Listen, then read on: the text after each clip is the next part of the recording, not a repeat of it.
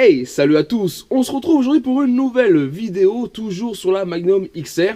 Et voilà, aujourd'hui je vais vraiment bosser sur la partie cycle, remonter la roue arrière, nettoyer la boucle arrière, m'occuper de la roue avant et remonter aussi la tête de fourche et le guidon. Donc allez, c'est parti.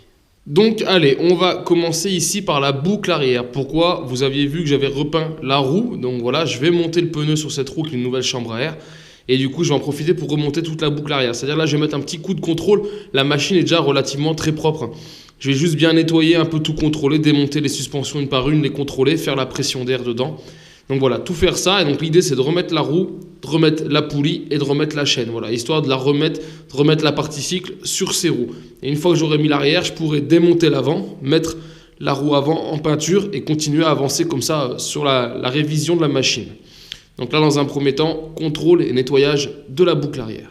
Allez, voilà, j'ai checké la boucle arrière, démonté, remonté cette partie-là. Donc rien de bien intéressant, c'est pour ça que je vous passe le montage. Montage, démontage.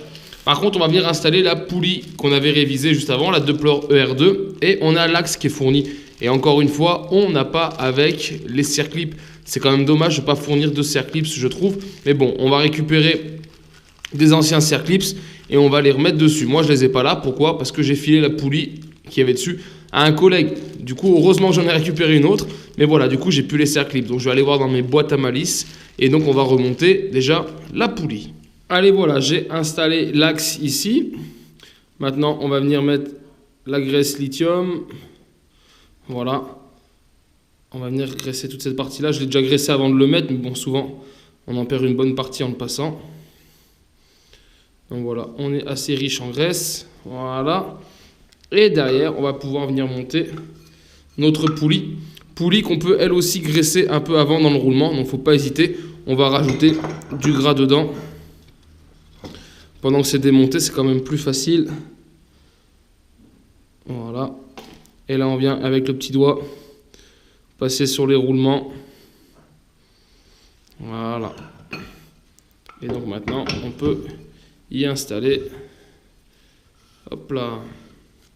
Et voilà les amis, là la poulie est en place, il n'y a plus qu'à mettre les serre-clips. Et déjà c'est bon signe, il n'y a rien qui touche, ça passe nickel. Donc ça c'est top. On voit qu'elle a un tout petit voilage, de toute façon c'est jamais bien parfait. Vous voyez, axe neuf, poulie neuve, et pourtant on la voit légèrement faire le ventre. C'est comme ça, malheureusement c'est comme ça. Et allez voilà, rondelle et serre-clips plus loin. Voilà, donc là on est bon, ce côté c'est tout bon. Donc maintenant on va venir ajuster l'autre côté avec aussi une rondelle et un serre-clip. Allez, maintenant que c'est tout bon, on va donc s'attaquer à la roue. La roue, la voici, que j'ai repeint en gris. J'ai même monté, regardez, avec la petite valve Doppler. Ça, c'est une valve que vous pouvez trouver. Hein. Donc là, j'ai pris les bouchons de valve Doppler, vu qu'elle va être montée qu'avec du Doppler. Les pneus, c'est du Viruber, d'accord. Donc voilà, j'ai fait ça, j'ai tout repeint.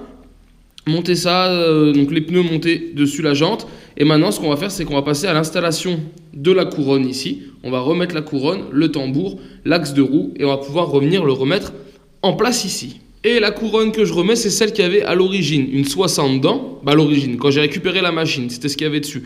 Et je l'ai gardé pourquoi? Regardez, si on regarde un peu en haut, on voit encore qu'il y a un peu les traces de peinture. Vous voyez? Sur les dents. Donc c'est une machine qui a très peu servi. Clairement, le kitchen avait dû être changé avant que je récupère cette machine. Donc voilà, la tournée, mais les dents sont bonnes. J'ai contrôlé avec ma chaîne, on est pile poil. Donc faut pas la changer pour la changer, surtout que ça prend 2 minutes à faire. Donc là, je vais garder celle-là, parce que franchement, elle a très peu d'usure. Et on va donc la remettre dessus. Et ce qui me permet aussi de garder la même chaîne. Il n'y a que le pignon du coup qui sera neuf, mais la chaîne passe très bien avec. La chaîne aussi qu'on voit, une renforcée en 415 qui n'est vraiment pas abîmée. Donc c'est pour ça que je peux dire voilà, que le kitchen était récent et que je le garde du coup sur la nouvelle version. Et donc voici les écrous qui permettent de tenir la couronne. De l'autre côté, dans la jante, vous avez un écrou nipstock qui est pris. Et donc voilà, là c'est la vis qui va avec. Pas besoin de mettre de frein filé ni quoi que ce soit. On vient juste visser dedans et choper le nipstock. On fait attention de ne pas trop pousser parce que là il est bien coincé dedans. Du coup ça évitera de le faire tomber. Et c'est plus facile comme ça à visser. Et j'ai peut-être pas précisé, mais la couronne ici c'est une 60 dents. Allez, une fois monté, je viens poser un petit peu de graisse ici avant de remonter ma flasque de frein. Et voilà. Et maintenant, l'axe de roue. Donc, on vient préparer, mettre en place la roue. Et voilà l'axe qui va aller dedans. Et les deux douilles. Il y a une douille fine et une douille un peu plus large. Si je dis pas de bêtises, la large va côté flasque et la fine va côté droit. Mais ça, on va le voir tout de suite au montage. Hein, ça va être très très simple. dès la première, on saura laquelle mettre. Hein. Il suffit d'aligner en fait votre chaîne, il faut qu'elle soit dans l'axe. Mais je crois que c'est la petite large qui va côté gauche. Et voilà, le montage à blanc est fait, regardez. Donc voilà, en aucun cas vous devez forcer. Hein. Mettez bien les tendeurs de chaîne dans le bon sens, ils sont légèrement coudés. Mais en aucun cas vous devez forcer pour y mettre, ça va tout seul. Et donc c'est bien la petite douille large à gauche et la plus longue fine à droite. Et donc là on est bon, donc maintenant on va venir procéder à la tension de chaîne. On voit que là on est au minimum. Donc voilà, on va venir faire la tension, aligner la roue et on pourra revenir mettre l'écrou de l'autre côté de l'axe et serrer. En tout cas, ça prend forme et ce gris rend plutôt bien. Je suis plutôt content de ce gris, ça fait très joli. Pour la tension de chaîne, c'est tout simple. Regardez, un petit cliquet, on va avancer comme ça. Donc là, on va y aller de bon cœur. Voilà, je pense qu'on est pas mal. Et on essaye de mettre la même chose de l'autre côté. Les tendeurs, c'est les deux mêmes. Donc si vous mettez ici, vous prenez avec le pied à coulisse ou avec un petit réglé si vous avez, vous mesurez pour avoir la même distance. Vous partez sur une base où vous mettez pareil des deux côtés. Et après, pour faire la tension, vous revenez quart de tour par quart de tour, à gauche, à droite, à gauche, à droite. Et normalement, comme ça, vous êtes toujours dans l'axe. Allez, regardez. La tension, là, on voit la chaîne, on est nickel. Il n'y a pas trop de jeu. Ouais, je vous avais dit, c'est très, très bon. C'est un très bon kit chaîne. Regardez, on ne le voit pas faire ça. On ne voit pas de point dur.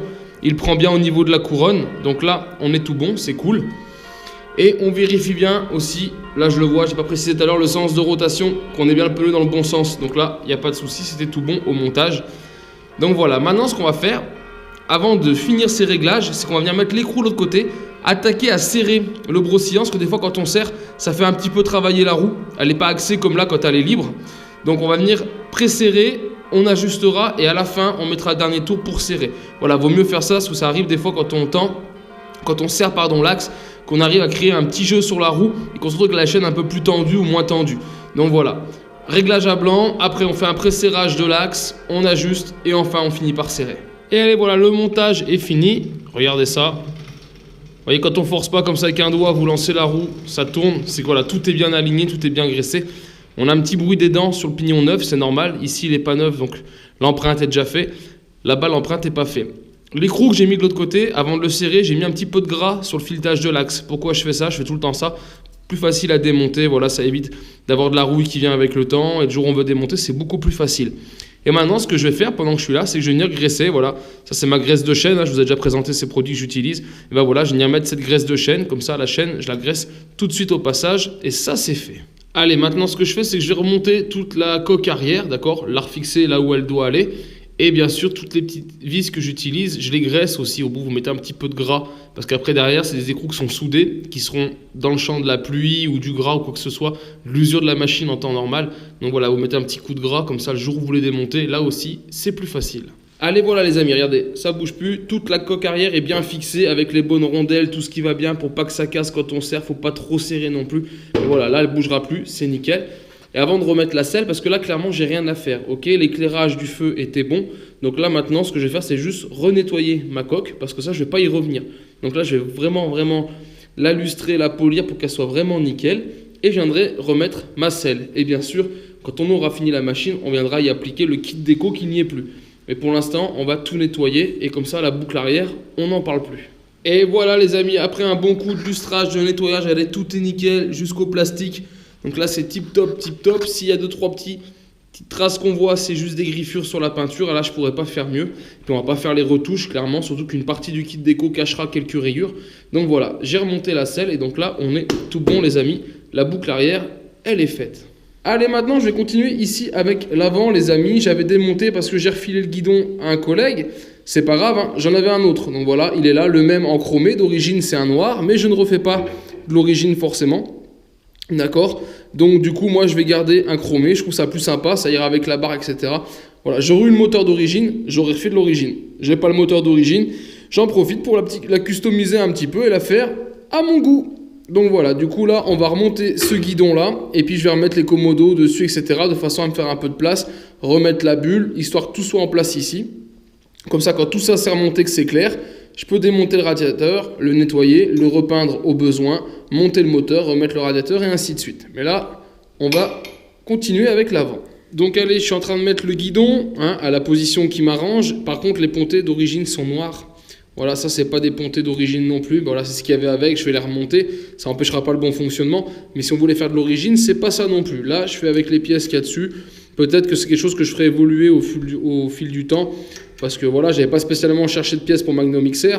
Maintenant que je l'ai vu, je veux savoir ce qui me manque. Voilà, peut-être que si un jour je trouve la pontée, le guidon, peut-être qu'à ce moment-là, je les achèterai pour peut-être un jour la remettre full origine. Si je retrouve un moteur 512, on ne sait pas ce qui peut arriver.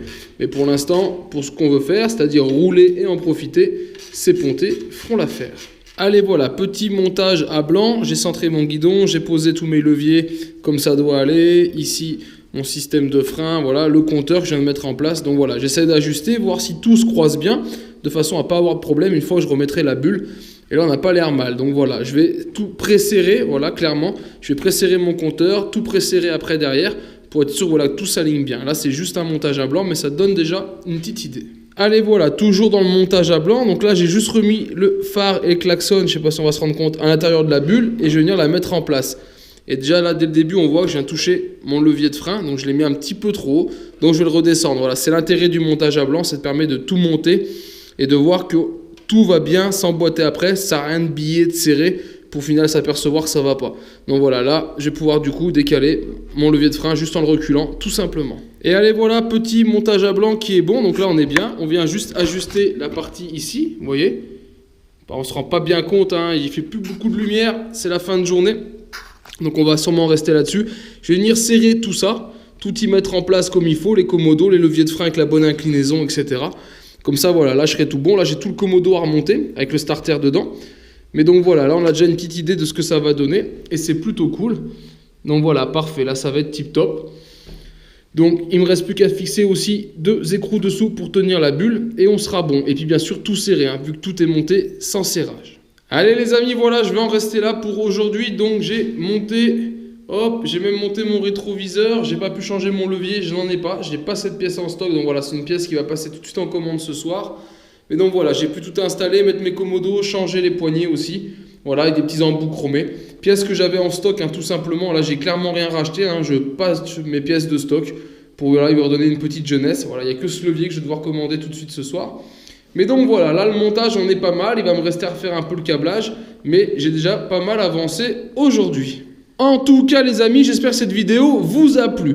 Je finirai de mon côté de brancher tout ça, je ne ferai pas de vidéo sur la fin des branchements. Je ferai aussi un petit nettoyage du radiateur, il n'y a rien de méchant, et repeindre la pâte de fixation. Donc ça voilà, et je le remets en place, donc voilà. Je ferai pas de vidéo là-dessus, hein, clairement, on avancera dans les vidéos, donc moi je vais finir ça du coup demain matin.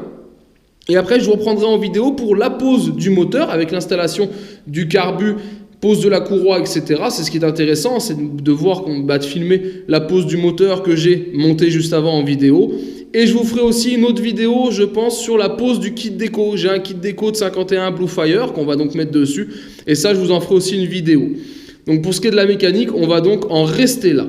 Alors j'espère que cette vidéo vous a plu et je vous invite donc à me retrouver sur ma chaîne 100% mobilette Youngtimer pour d'autres vidéos, tutos et présentations ainsi que la suite de cette XR. Et en attendant les amis, ciao ciao.